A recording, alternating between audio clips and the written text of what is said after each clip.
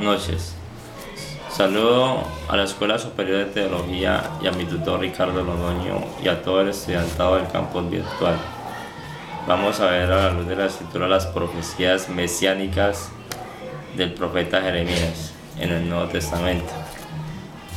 En la primera parte miramos la bibliografía del profeta, donde Jeremías nace en el año 650 a.C. en la provincia de Atón, a unos 6 kilómetros de Jerusalén. Pertenece a la tribu de Benjamín, de una de las familias de sacerdotes, hijo de Hilcías, donde Dios prácticamente lo toca, lo ministra y empieza su ministerio en el año 626 al año 585. Miramos la alianza nueva y eterna que tiene Dios directamente con el hombre, donde prácticamente le da el regreso del remanente, parte de Israel. Lo tenemos en el libro de Jeremías, capítulo 23, versículo 1 al 8, y del capítulo 31, versículo 10 al 34, como pasajes paralelos, donde Dios prácticamente le da a su retoño, que es nuestro Señor Jesucristo. ¿Para qué? Para que Él haga justicia y haga lo que se llama el advenimiento del pueblo de Israel. Miramos aquí, ahí mismo en ese mismo capítulo, en Jeremías 23, versículos 5 al 6, la exhortación a la fidelidad, donde Dios, por medio de su profeta, le dice al pueblo de Israel la fidelidad que deben de guardar con Él. Ahí mismo encontramos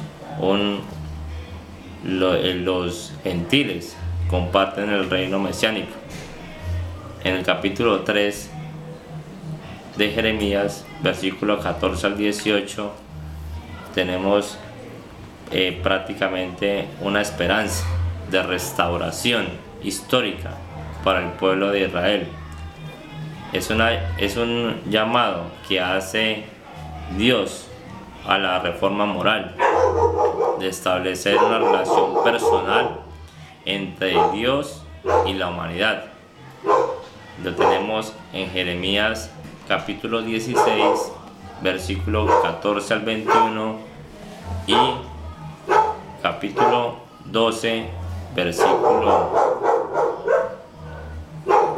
15 al 17. De ahí mismo nos trasladamos al capítulo 48 de Jeremías, versículos 47, donde prácticamente son pactos que Dios hace con el pueblo de Israel y con el mundo, que todo el que acoge la ley viene a ser prácticamente hijo de Dios, donde Dios le muestra a la humanidad por medio del profeta Jeremías, y ya en el futuro, parte ya en el tiempo de nuestro Señor Jesucristo, esa oportunidad de tomar a nuestro Señor Jesucristo como su único Salvador. Ese nuevo pacto se refleja en el capítulo 31, versículo 31 al 34, y nos lleva a un pasaje paralelo en Hebreos capítulo 8, versículo 10, donde prácticamente Dios nos manifiesta y nos da ese razonamiento del pacto que Dios ha tenido con el mundo y con todo su pueblo de Israel. Miramos ahí en la fuente que el Mesías, nuestro Señor Jesucristo, es la fuente de agua viva. En Jeremías 2, versículo 1 al 13. Y Juan, capítulo 4, versículo 10 al 14. donde le hace refrigerio al pueblo de Israel, a todos sus descendientes, para cambiar, para adoptar esa prácticamente la salvación. El Mesías también se refleja en Jeremías mediante el gran médico. En Jeremías tenemos capítulo 8, versículo 22. Y lo manifiesta en el Nuevo Testamento en 1 de Pedro 2:24 y Mateo 9:35, donde nuestro Señor Jesucristo es el gran Salvador y el médico. Miramos en las Escrituras que el profeta Jeremías es un pastor. En Jeremías capítulo 23, 4 y capítulo 31, versículo 10. Lo miramos en el Nuevo Testamento en Juan capítulo 10, versículo 11, donde Dios prácticamente en esta profecía le está diciendo al mundo del retoño que sacaría de su rey David como descendencia. Allí miramos el justo renuevo que Dios prácticamente nos da, y la justificación por medio de nuestro Señor Jesucristo. Miramos a David, el rey. En ese tiempo, en el tiempo de David, hace aproximadamente 3000 años, era el Salvador de Israel. Para el tiempo presente, el Salvador del mundo es nuestro Señor Jesucristo. Lo miramos en Jeremías capítulo 30, versículo 9, y Lucas capítulo 1, versículo 32 al 33. Y nos trasladamos al Apocalipsis capítulo 5 al 5. Miramos el Redentor. Nuestro Señor Jesucristo es el gran Redentor, que prácticamente murió en la cruz.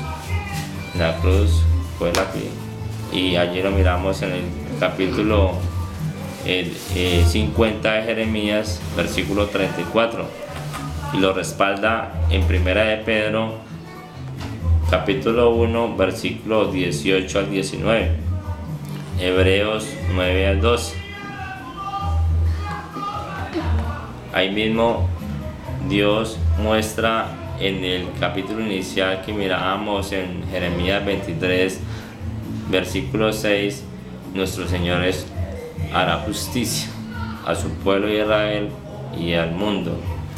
Miramos en Corintios, segunda de Corintios, capítulo 5, 21. Mateo, capítulo 2, versículo 17.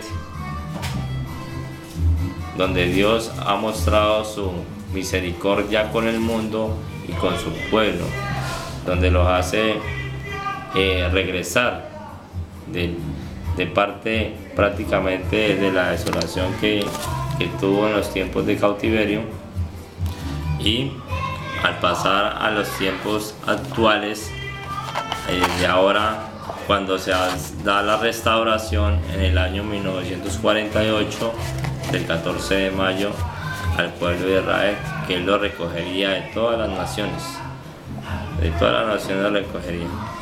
Ahí mismo miramos en capítulo 22 de Jeremías, versículo 28 al 30.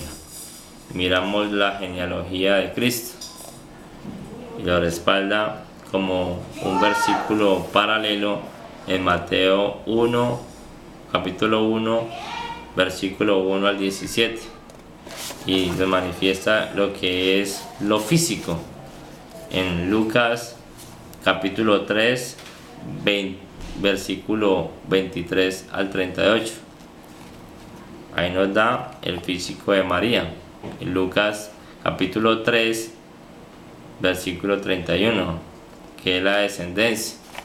la descendencia de uno de los hijos de David, que es Natán.